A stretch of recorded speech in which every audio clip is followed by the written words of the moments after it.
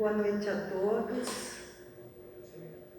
Sejam todos bem-vindos a esta Casa de Amor Fraterno, na nossa última reflexão do ano de 2020, com palestra virtual e também presencial. Então, boa noite a todos que estão nos acompanhando nesse momento, aos internautas que nos acompanham pelo Facebook e pelo YouTube também. Que Jesus possa nos envolver e que mesmo longe fisicamente, nós estamos ligados pelos laços do coração e do pensamento. Agradecemos a Deus, em primeiro lugar, a Jesus, nosso Divino Mestre, e a espiritualidade amiga que nos acompanha, tem nos acompanhado sempre nesses momentos de reflexão. Então, neste momento, nós todos vamos entoar o hino da casa, Praz a Deus, Senhor, todos juntos, em uma só voz, para não ficar muito feio. Vamos lá, então. Praz a Deus na sã doutrina, que nesta casa se ensina, a alma nos esclareça, a alma nos esclareça, que essa luz tão pequenina cresça por graça divina, até que enfim resplandeça, até que enfim resplandeça. A alma é como um diamante, sendo polido é brilhante, e em bruto não luz não brilha, em bruto não luz não brilha, não se distingue da terra, não descobre a luz quem encerra, não mostra de quem és filha, não mostra de quem és filha. Pai nosso que estais nos céus, santificado seja o vosso nome, venha a nós o vosso reino, seja feita, Pai, a vossa vontade, aqui na terra como ela é feita nos céus. O pão nosso de cada dia que nos dai hoje, perdoa as nossas dívidas, assim como nós perdoamos aos nossos devedores. Não nos deixes cair em tentações e livra-nos, Senhor, de todo mal, pois só vosso é o reino, o poder e a glória para sempre. Que assim seja.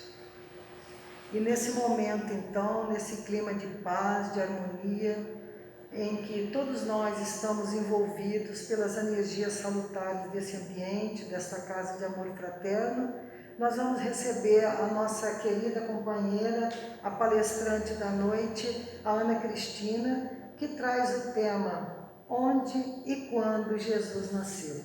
Que ela seja abençoada e envolvida. Que assim seja.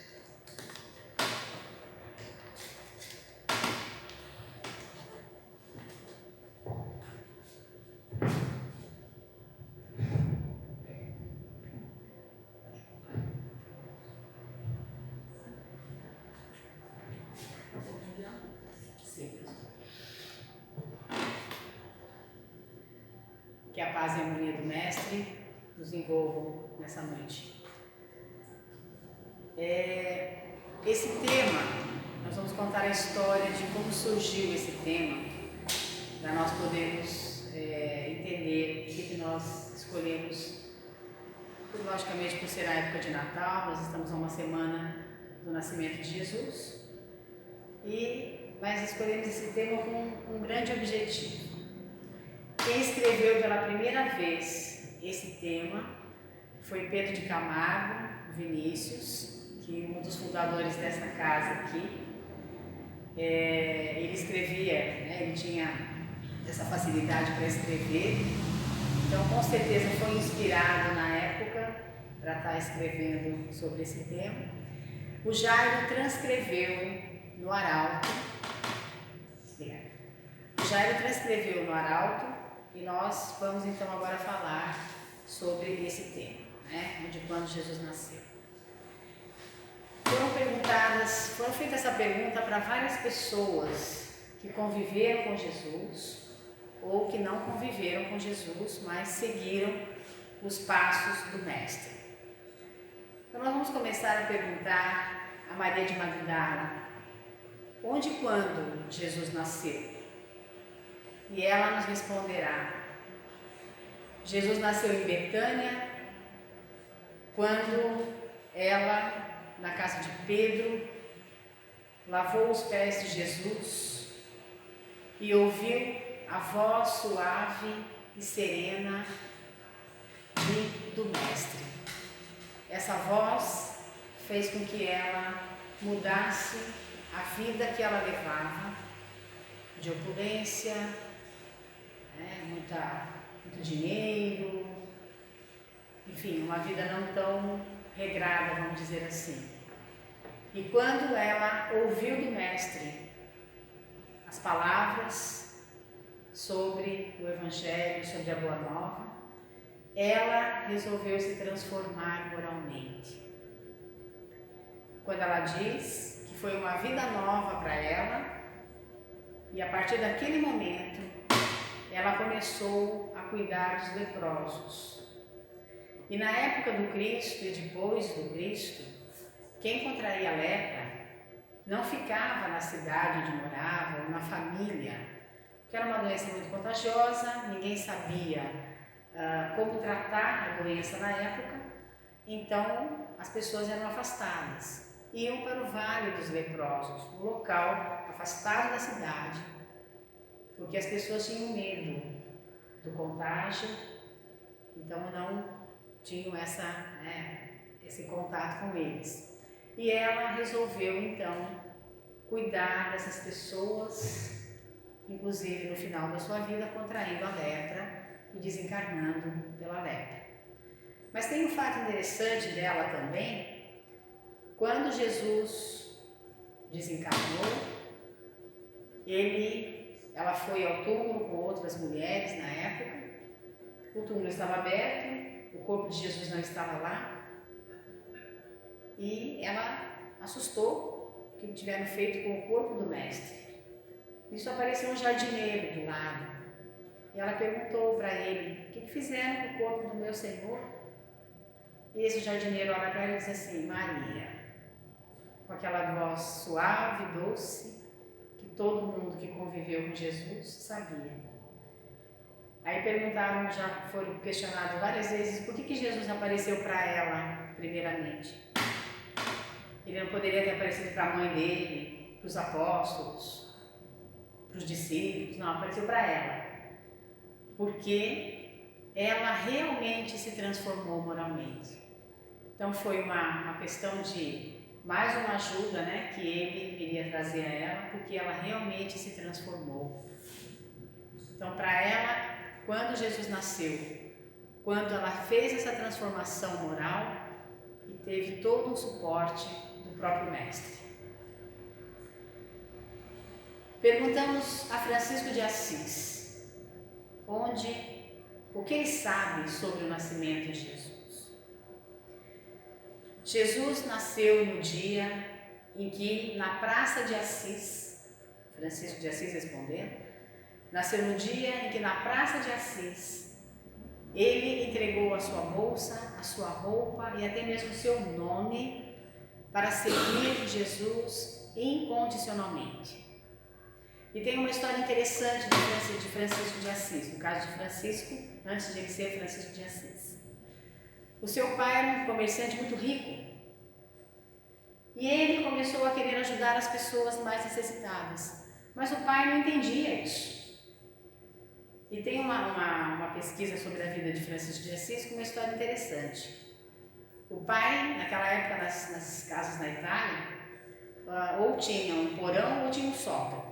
Geralmente tinha um porão, pois o pai prende Francisco nesse porão até ele se entender que ele não tinha que ajudar as pessoas necessitadas e ele não ia deixar o filho sair dali enquanto ele não mudasse de atitude. Mas aí aparece a mãe de Francisco de Assis. E mãe é mãe. Não brinque com mãe, gente. Não brinque com mãe. A mãe conseguiu a chave do local, foi lá, abriu e Francisco saiu. E aí que ele foi para a Praça de Assis e o pai dele teve que entender que ele iria ajudar as pessoas necessitadas. E Francisco fez um trabalho muito bonito com as pessoas carentes. E aí sim o pai dele entendeu por que o filho, né, tinha vindo com essa missão. E tem uma outra história interessante de Francisco de Assis. Eu não sei se nós faríamos a mesma coisa. Eu acho que não. Mas é para a gente pensar. Francisco de Assis estava capinando à frente do mosteiro onde ele, né, trabalhava, onde ele morava. Isso passou uma pessoa e perguntou assim: Francisco, se você morresse amanhã, o que você faria? Qual é uma coisa mais importante que você faria? Ele respondeu assim: eu continuaria capinando o jardim. Quer dizer, será que nós continuaríamos capinando o jardim? Acho que não. A gente ia querer resolver tudo rápido, né? E talvez não desse tempo de resolver as coisas. Então, Francisco de Assis, para ele nasceu então na Praça de Assis, que ele realmente seguiu Jesus e divulgou o Evangelho do Cristo. Perguntamos a Paulo de Tarso: quando se deu o nascimento de Jesus? Paulo nos responderá: se deu na estrada de Damasco, quando ele ia a Damasco para prender Ananias. Ele queria matar Ananias, que era um cristão, e nós só vamos entender por que ele queria matar Ananias. Na entrada de Damasco, aparece uma luminosidade muito grande, ele fica cego, ele está com 2 amigos, e ele ouve a célebre frase: Saulo, Saulo, por que me persegues? Era Jesus, com toda a luminosidade, querendo saber por que ele estava perseguindo Jesus. Que ele estava perseguindo os cristãos. E o que ele tinha, por que ele estava fazendo isso? Porque ele já tinha, Saulo era um doutor da lei, ele já tinha apedrejado Estevão, e naquela época ele namorava Abigail, que ele não sabia que Abigail era irmã de Estevão. E Saulo convida Abigail para ver um espetáculo. O espetáculo naquela época era colocar os cristãos na boca do leão, em postes incandescentes, ou crucificar as pessoas. Então isso era um espetáculo da época. Para nós, espetáculo, acho que para todos nós aqui, se nós vimos uma orquestra sinfônica, um balé, aí é um espetáculo. Mas para a época, o espetáculo era a morte de alguém. Ele então insiste para que Abigail vá ver o apedrejamento de um cristão. E Abigail não sabia quem era esse cristão, porque Estevão tinha desaparecido uma época. Abigail já tinha visto seu pai ser apedrejado, então ela já tinha uma cena não tão agradável do próprio pai ter sido apedrejado.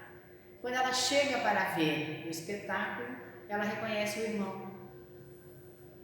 E realmente Estevão é apedrejado porque era cristão. E ela então adoece de ver o irmão naquela situação. E quem começa a cuidar de Abigail? Ananias, que também era cristão, e começa a falar de Jesus para ela. Então Saulo tinha todos os motivos para matar Ananias, porque a sua noiva vem a desencarnar logo em seguida, e na cabeça de Saulo, o Ananias é que converteu a sua irmã, a sua noiva, ao cristianismo. Era mais um que estava seguindo os passos de Jesus. Então ele vai a Damasco para prender e matar Ananias. Mas ele então encontra Jesus e fica cego. Mas ele pergunta a Jesus: o que queres que eu faça? E ali ele se converte ao cristianismo. Jesus diz: entre em Damasco, que vai ser orientado o que você vai ter que fazer. E ele e os amigos levam ele para uma estalagem e perguntam se tem alguém que poderia olhar pelo olho, né, do amigo que estava cego. Quem é que vem olhar o olho do amigo e que cura o amigo? Ananias, quem ele ia matar. E aí ele se converte ao cristianismo. Durante o dia ele trabalha como tecelão e à noite ele faz as pregações. E junto com Pedro, funda várias casas no caminho, em toda Jerusalém, aliás, em Jerusalém em primeiro lugar, e em toda a Palestina. Então, quando é que para Paulo de Tarso, ele se transformou de Saulo em Paulo de Tarso, Jesus nasceu. Foi exatamente na entrada de Damasco que ele entendeu o que era o cristianismo, ele entendeu o que Jesus queria dizer, e dali para frente ele continuou pregando a Boa Nova do Cristo. A história total que nós contamos agora aqui está contida no livro Paulo Estevão. E professor tem um problema, sabe? Agora nós estamos terminando um ano, o professor adora dar lição para os alunos. Eu mesmo aposentada, vou dar a lição para vocês. Leiam Paulo Estevão. Vocês não vão, né? Vão ver aqui toda a história de como surgiu o cristianismo. Brincadeiras à parte, mas vale a pena ler o livro. Quem já leu, vale a pena ler novamente. Quem não leu, leia, né? Qualquer coisa procura a Edna aí, que acho que deve ter na biblioteca, para poder saber de toda a história com mais detalhes. Perguntamos a Joana de Cusa, onde e quando Jesus nasceu? Joana de Cusa é o mesmo espírito, nós já falamos sobre essa palestra, a história de Joana de Cusa. É o mesmo espírito de Joana de Ângeles, que é a mentora do nosso querido Divaldo. Falar em Divaldo, está saindo um livro, já tem algumas pessoas na livraria que fizeram a encomenda, chama No Rumo da Regeneração, e fala exatamente sobre essa questão da pandemia, o porquê que aconteceu tudo isso. E segundo uma entrevista de Divaldo foi muito perseguido para que esse livro não saísse. A espiritualidade, a espiritualidade que não está tão desenvolvida, que ainda faz muitas coisas ruins, não queria que este livro saísse. Mas Joana de Ângeles, estamos sabendo dessa reportagem há pouco tempo, Joana de Ângeles chegou para Divaldo e disse: esse livro tem que sair. Então, mãos à obra. O livro é para ser, já teve uma pré-estreia no dia 12 de dezembro agora, mas deverá sair agora em começo de janeiro. Tá? Então, já, caso alguém queira, a livraria lá, a Beth, só ligar lá ou só ir lá, aqui na Voluntários, aqui na Conferes. Esse livro eu garanto que está saindo, porque quando eu comentei com vocês do livro Encontros com Jesus, está esgotado e a La Chatre não sabe quando é que vai fazer uma outra edição, mas o do Divaldo sai agora em janeiro. Acho que seria interessante para a gente saber a questão da pandemia, o que aconteceu, por que houve todo esse processo. Então, Joana de Cusa é o mesmo espírito da Joana de Ângeles. Joana de Cusa foi casada com Cusa, um alto funcionário de Herodes Antipas. E Joana começou a ouvir Jesus, as pregações de Jesus, e gostou do que Jesus falava e entendeu a doutrina do Cristo. Mas seu marido era funcionário do Senado Romano e, logicamente, não acreditava num Deus único, acreditava nos deuses romanos. Então, às vezes, brigava com Joana pela questão de o que ela ia fazer para ouvir Jesus, quem era esse Jesus. O que valia era realmente os deuses romanos. mas Joana continuou firme na sua luta, vamos dizer assim. Levava seu filho, e este filho de Joana de Cusa, na época, é nada mais, nada menos do que Divaldo. Aí vocês podem perguntar assim, mas espera um pouquinho, Divaldo nessa encarnação não veio contra o pai e outra mãe? E como é que ele foi filho de Joana de Cusa lá no começo do primeiro século? Nós não podemos esquecer que nós fazemos parte de uma família universal. E a família de Divaldo e a família de Joana fazem parte do mesmo grupo familiar. Então, logicamente, ele teve outro pai e outra mãe nesta encarnação, e Joana, como sua mentora, né, continuou o trabalho que começou lá atrás com ele. Ela então continuou assistindo às pregações de Jesus. Seu marido desencarna e ela tem uma conversa com Jesus muito interessante, né? Porque ela vai conversar com Jesus. Ela gostaria que o seu marido entendesse, colaborasse, vamos dizer assim, participasse, né? E Jesus disse: não se preocupe, um dia ele vai entender. Pode ser que agora ele não entenda, mas um dia ele vai entender. Ele vem a desencarnar e ela tem filhos para criar. Então ela vai ter que trabalhar para poder sustentar seus filhos. E ela vai numa das reuniões que tem nas catacumbas. Os soldados romanos entram e levam todos que estão ali para o sacrifício, para, no caso, os espetáculos do circo romano. Ela então diz que Jesus nasceu quando ela estava amarrada já a um poste incandescente, com fogo, com seu filho do lado, e ouvindo das pessoas que estavam ali: negue Jesus, negue. E ela diz: não. Seu filho pede para ela: por mim, mãe, por mim, negue Jesus. E ela olha para o menino e diz: não, porque Jesus não desdenhou o sacrifício. Jesus enfrentou o sacrifício, mesmo sabendo o que ia acontecer com ele. E ele enfrentou, então nós vamos enfrentar também. E tem um diálogo dela com o carrasco, vamos dizer ali no caso, o soldado que estava ali para colocar fogo no poste.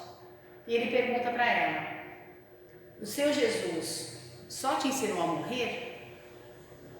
E ela, já em chamas, consegue forças e responde: não, ele não só me ensinou a morrer, mas ele ensinou a vos amar. Então, mais uma vez, o amor do Cristo ensinou que nós devemos amar mesmo que seja um inimigo. Ela desencarna, o filho desencarna, quem a recebe? Nada mais, nada menos do que Jesus, que estava recebendo todos os cristãos que estavam ali, desencarnando naquele momento. Perguntamos a Tomé: onde e quando Jesus nasceu? Essa é uma história interessante também. Nós sabemos que Tomé era um dos apóstolos de Jesus, e tem aquela célebre frase, né? A pessoa que não acredita em nada, é São Tomé, né? Precisa ver para crer. Tomé realmente não acreditava em nada, ele tinha que ver para crer. E tem uma mensagem de Jesus que diz assim: felizes aqueles que não viram, mas acreditam. Tomé era diferente, precisava ver para poder acreditar. Então, onde e quando Jesus nasceu para Tomé? Ele responde: Jesus nasceu naquele dia inesquecível em que ele me pediu para que eu tocasse as suas chagas. Então ele apareceu para os apóstolos com as chagas nas mãos e pediu para que Tomé tocasse, para que ele entendesse que ele estava vivo, o que tinha morrido no seu corpo. Nesse momento, Tomé entende que a morte não existe. E ele coloca uma frase interessante: a morte não tinha poder sobre o Filho de Deus e não tem poder sobre nós também. Este corpo vai se desintegrar quando nós desencarnarmos, mas o nosso espírito não morre, jamais.